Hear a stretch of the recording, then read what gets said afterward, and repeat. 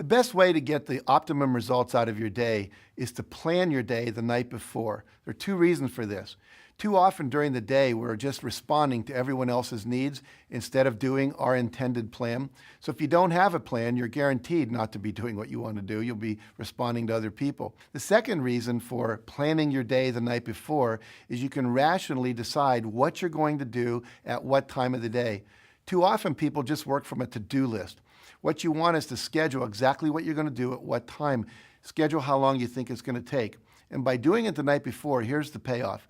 All night long, your unconscious and subconscious mind is going to be working on how to make that happen. It's going to be coming up with creative ideas, pulling information from your past memory into the present so you can utilize it, and literally planning your perfect day. It's like having an employee working for you all night long. If you do it in the morning, you don't get that benefit. And then start to work your plan. Plan your life, work your plan. You're going to be very, very successful. Find something.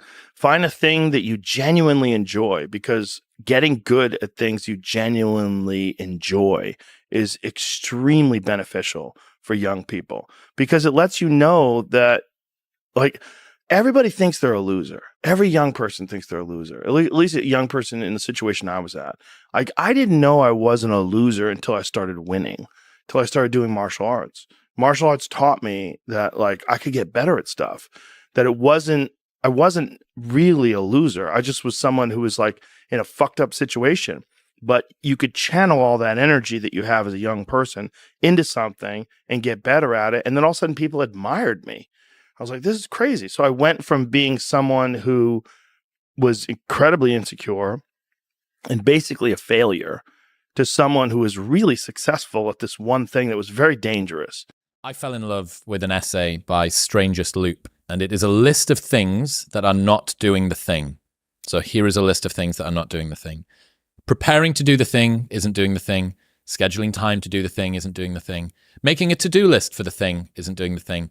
Telling people you're going to do the thing isn't doing the thing. Messaging friends who may or may not be doing the thing isn't doing the thing. Writing a banger tweet about how you're going to do the thing isn't doing the thing. Hating on yourself for not doing the thing isn't doing the thing. Hating on other people who have done the thing isn't doing the thing. Hating on the obstacles in the way of you doing the thing isn't doing the thing. Fantasizing about all of the adoration you'll receive once you do the thing isn't doing the thing. Reading about how to do the thing isn't doing the thing. Reading about how other people did the thing isn't doing the thing. Reading this essay isn't doing the thing. The only thing that is doing the thing is doing the thing.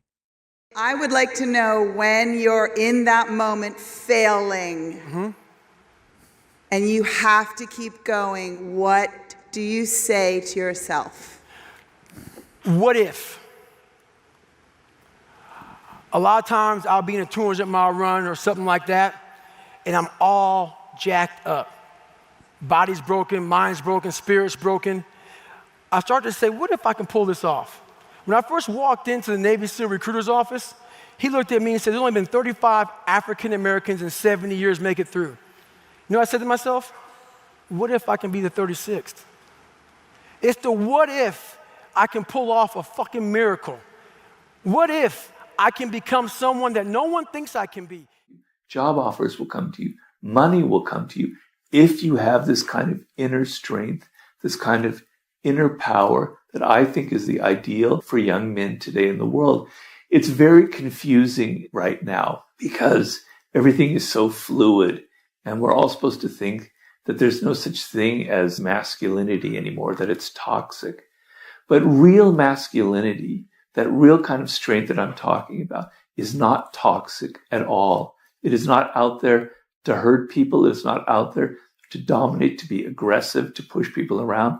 It's all about an inner strength, an inner confidence that you radiate outward. And that's a beautiful, beautiful thing. And I advocate making that your ideal and making that the kind of the radar that guides you through these very difficult times. Getting over failure and finding success begins with taking 100% responsibility for your life. You have to give up your excuses and victim stories. You have to drop all the reasons you can't succeed or haven't succeeded so far.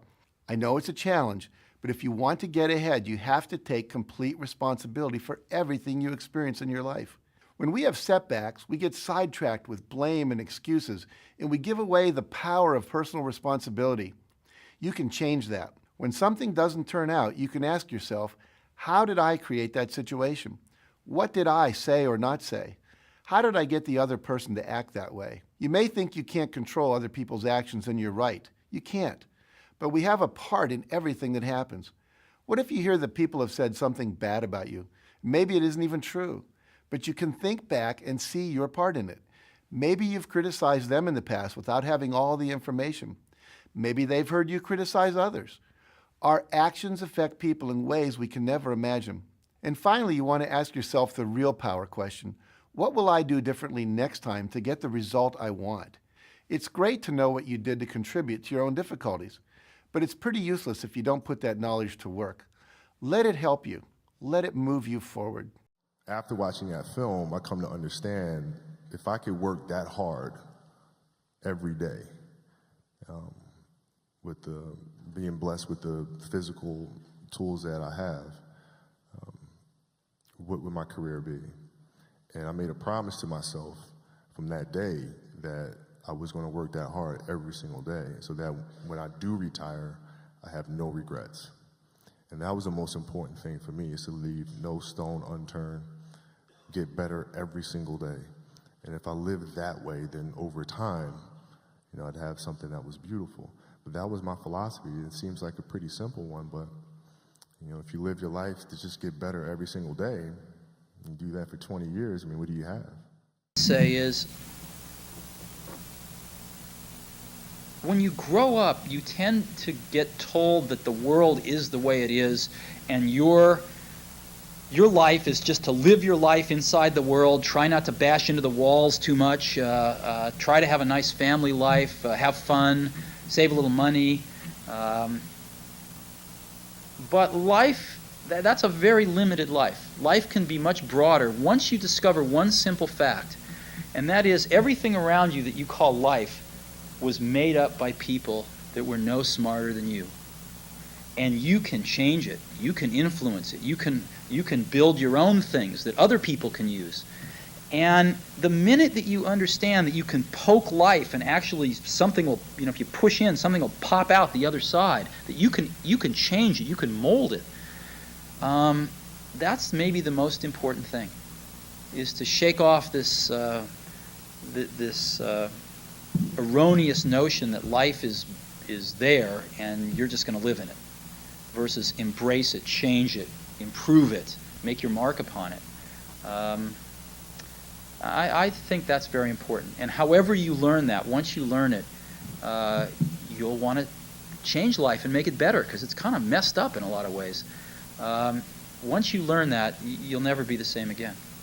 Make that kind of big decision. And, I'd already talked to my wife about this, and she was very supportive and said, look, you can count me in 100%, whatever you want to do. It's true. She had married this kind of, fairly stable guy in a stable career path, and now he wanted to go do this crazy thing, but she was 100% supportive. So it really was a decision that I had to make for myself. And the framework I found, which made the decision incredibly easy, was what I called, which only a nerd would call, a regret minimization framework. So I wanted to project myself forward to age 80 and say, okay, now I'm looking back on my life. I want to have minimized the number of regrets I have. And I knew that when I was 80, I was not going to regret having tried this. I was not going to regret having wanted, trying to participate in this thing called the internet that I thought was going to be a really big deal. I knew that if I failed, I wouldn't regret that. But I knew the one thing I might regret is not ever having tried. And I knew that that would haunt me every day. And so when I thought about it that way, it was an incredibly easy decision. And I think that's a very good, it's if you can project yourself out to age 80 and sort of think, what will I think at that time? It gets you away from some of the daily pieces of confusion. I left this Wall Street firm in the middle of the year. When you do that, you walk away from your annual bonus. And that's the kind of thing that in the short term can confuse you. But if you think about the long term, then you can really make good life decisions that you won't regret later.